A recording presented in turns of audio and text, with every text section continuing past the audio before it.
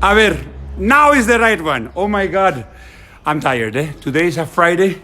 Oof. So, that's the school, the former school of St. Columba, yeah? Let me take you around. Que memoria. That's my church too. And last time, you know where was I last time? Look up, look up, look up, look up, look up, look up, look up, look up. Do you see? That's where I was a few days ago. Now, muchachos, where did we live? Thank you. Where did we leave our Moses?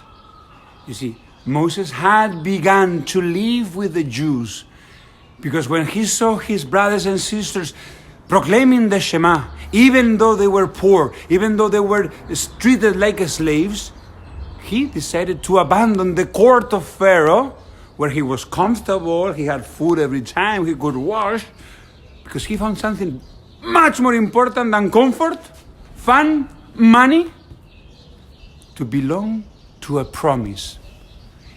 It would be interesting. Do you know what is the promise your family has received? Is it important to you? Or they have not received any promise? You think it's nothing for you? Think about it, muchachos, think about it. Vamos a ver. So Moses began to walk around in the camp of the Hebrew people, and he saw what Pharaoh had done. He had put one Egyptian for every 100 Hebrew people, and one Hebrew man for every 10. And one day, Moses saw how one of the Egyptian guards was beating up this Hebrew guy, Dathan. So Moses jumped, took this guy, knocked him, killed him. Ooh. So Moses buried him. Nobody has seen me. And he continued because he desired truly to protect his people.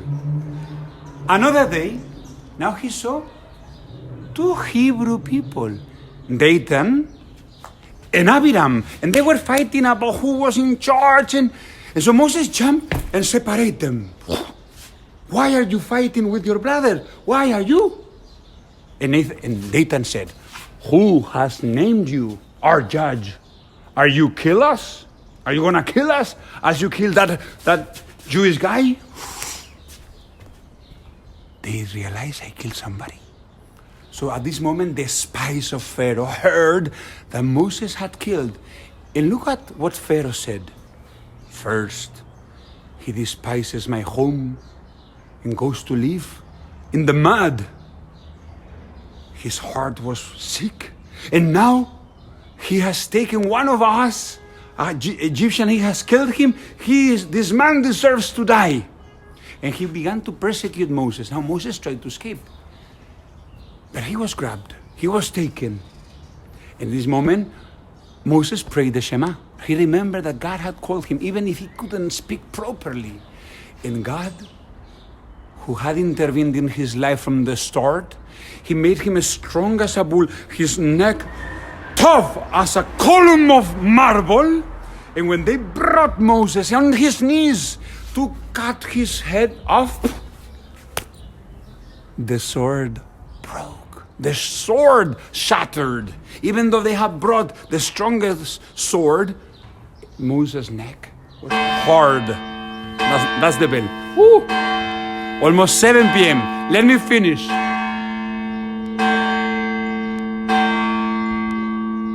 Yeah, 7 p.m. That's the time I'm working on this. You know what happened next?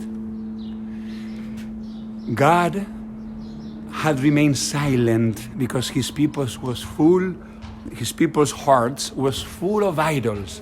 Now God was beginning to intervene to save his people because he had seen that the Egyptians, they were following empty idols.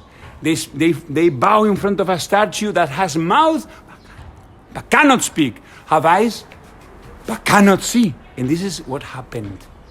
God led the Egyptians around Moses. Some of them became blind. So Moses could walk without any problem because they couldn't see him. And some became mute.